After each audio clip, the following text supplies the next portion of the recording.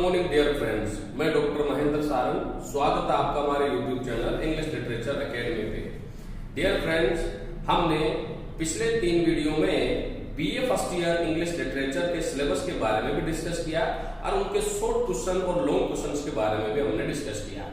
ये 4th video आज चल रहा है जो 2021 के एग्जाम पेपर के लिए बहुत ही महत्वपूर्ण है। और मैं, जैसा कि मैंने शुरू में कह दिया था कि मैं आपको पोएम्स के शॉर्ट क्वेश्चन और लॉन्ग क्वेश्चंस के बारे में डिस्क्राइब करूंगा। तो इस 4थी वीडियो में आज हम डिस्कस करने जा रहे हैं जॉन डन की एक बहुत ही रिलीजियस सोनेट पोएम है ऑन हिज ब्लाइंडनेस, कि उसका प्रश्न कैसे आएगा, किस तरह से पॉइंट हाईलाइट करने हैं तुम्हें और इसके शॉर्ट क्वेश्चंस क्या क्या हो सकते हैं। तो वीडियो को अंत तक जरूर देखें, बहुत इंटरेस्टिंग वीडियो है। इस वीडियो से आपको एग्जाम में बहुत फायदा होगा और आप अपने एग्जाम की जो टेक्निक है या आपने जो सोच रखा है उसमें अच्छी तरह से यह वृद्धि कर पाएगा। तो आप वीडियो को अच्छी तरह से देखें, समझें और इसको समझने का अच्छी तरह से प्रयास करें कि किस तरह के आपके प्रश्न पूछे जा सकते हैं। तो जैसा कि मैं बात कर रहा हूं जॉन मिल्टन की ऑन हिज ब्लाइंडनेस पोएम की, तो डियर फ्रेंड्स, मिल्टन जिसका जन्म जो है वो 1608 में हुआ था और इसने 44 वर्ष की उम्र में यानी कि 1652 में अपनी आंखें खो दी थी। अपनी आंखें खोने के बाद इसने रिलीजियस सोनेट लिखा ऑन हिज ब्लाइंडनेस, जो एक रिलीजियस सोनेट है। और इस सोनेट में कवि धर्म के बारे में बात करता है और वो ये कहता है कि God is the person who gave us everything, God gave us a one talent. By that talent, we can get success in our life. But it is depend on a person himself. How can he recognize that talent? ईश्वर ने मुझे talent दिया कविता लिखने का। अब मेरी आंखों की रोशनी चले जाने से I became so shocked कि how can I write, how can serve to the God because I have lost my eyesight in the age of 44, क्योंकि मैं अपनी आंखें खो चुका था।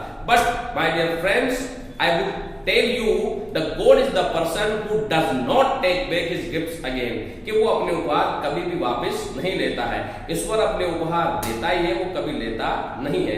तो ईश्वर के बारे में सोचना बिल्कुल गलत है कि ईश्वर हमें किसी तरह का नुकसान पहुंचाता है। तो इस तरह की रिलीजियस बातें कवि सोनेट में करता है और इस सोनेट के माध्यम से हमें डन जो है वो धर्म से जोड़ने का प्रयास करता है कि ईश्वर कभी भी किसी से कोई भी उपहार की और डे लेबर की मांग नहीं करता है, क्योंकि ईश्वर खुद उसका साम्राज्य राजा के समान है और कई सारे देवदूत उसकी आज्ञा का पालन करने के लिए तैयार रहते हैं। तो इस तरह से आप इस सोनेट को याद करें। इस सोनेट में से जो महत्वपूर्ण प्रश्न बनेगा, मैंने कहा है आपको कि जिसने क्रिटिकल एप्रिसिएशन से संबंधित प्रश्न याद कर लिया वह लॉन्ग क्वेश्चन को अच्छी तरह से डिस्क्राइब कर सकता है।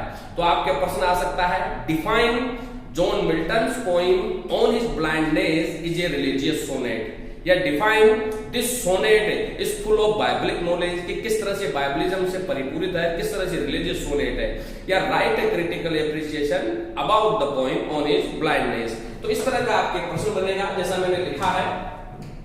पॉइंट हाईलाइट करोगे आप, कम से कम 10 से 12 पॉइंट में से लिखोगे।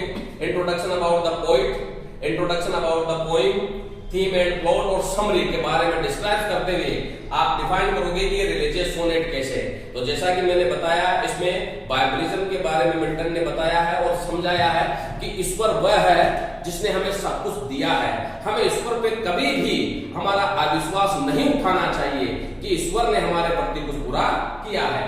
पोएम जो है वो बाइबलिज्म नॉलेज से परिपूर्ण है, क्योंकि कवि ने सही कहा है कि ईश्वर जो है वो उस व्यक्ति की तरह है जो हमेशा अपने साथ में खड़ा रहता है। वो कभी किसी उपहार की मांग नहीं करता है, कभी भी हमें नुकसान नहीं पहुंचाता है। इसीलिए हमें किंतु परंतु का जवाब देते हुए ईश्वर के उस आदेश का पालन करना चाहिए। तो जिस तरह से कवि ने यहाँ पे अपनी आंखें अंधे होने के बावजूद उसने पैराडाइज लॉस्ट और पैराडाइज रिगेन लिख करके अपने आप को साबित किया है, तो उसी तरह से हमें भी अपने आप को ईश्वर के प्रति समर्पित करना चाहिए। तो इस तरह से आप इसके बाइबलिज्म के बारे में लिखें।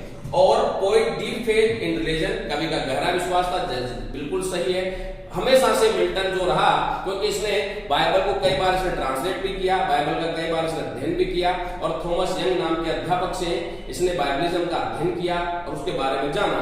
तो हमेशा से मिल्टन का जो कैथोलिक धर्म था उसके ऊपर गहरा विश्वास था।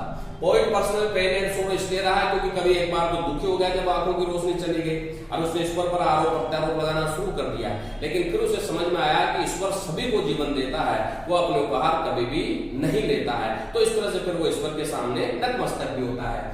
फिर कंक्लूजन लिखते हुए क्रिटिकल कमेंट लिखे।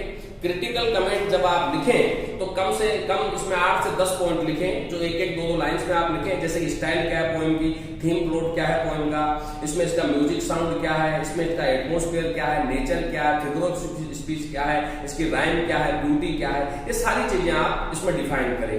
इसके शॉर्ट प्रश्नों की बात करते हैं तो जरा याद रखें, जिसने थीम से रिलेटेड प्रश्न कर लिया वो इसके सभी प्रश्नों का आंसर दे सकता है। तो कविता की थीम रिलीजियस है और how did poet do this eyesight, ज्यादा ईश्वर के बारे में कविताएं लिखने से, रिलीजियस सोनेट लिखने से, लेखन कार्य करने से, पढ़ने से उसने अपनी आंखें खो दी।